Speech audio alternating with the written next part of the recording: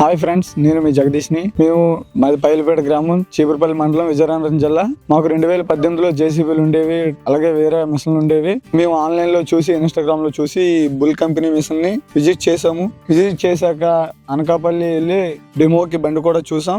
మీ diesel పరంగా దేని పరంగా బండి చూసుకునేటప్పటికి 1 hour కి వచ్చి ఒక లీటర్ మైలేజ్ రావడం మాకు చాలా బెటర్ గా అనిపించింది.